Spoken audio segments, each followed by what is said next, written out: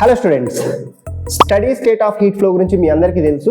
So ఆ కాన్సెప్ట్ని ఒక చిన్న ఎక్స్పెరిమెంట్ ద్వారా అర్థం చేసుకుందాం. సో ఇక్కడ ఈ కండక్టర్కి ఐరన్ స్కేల్ ఏదైతే ఉందో, సో దీనికి ఇలా 4 పిన్స్ మైకాతోనే నేను అటాచ్ చేశాను. ఇప్పుడు కాన్సెప్ట్ ఏంటి అని అంటే, ఒక సైడ్కి నేను హీట్ అన్నది సప్లై చేస్తాను. ఆ హీట్ అన్నది ఈ కండక్టర్లో ఎలా ట్రాన్స్ఫర్ అవుతుందో మీరు అబ్జర్వ్ చేయండి క్లియర్గా. సో ఇప్పుడు హీట్ ఎలా ట్రాన్స్ఫర్ అవుతుందో సో మీరు ఈ ఎక్స్పెరిమెంట్ ద్వారా అబ్జర్వ్ చేయొచ్చు. సో జాగ్రత్తగా చూడండి, ఏ పిన్ ఎప్పుడు పడిపోతుందో చూడండి. సో నేను 1 ఎండ్లో హీట్ ట్రాన్స్ఫర్ చేస్తున్నాను, అంటే హీట్ సప్లై చేస్తున్నాను.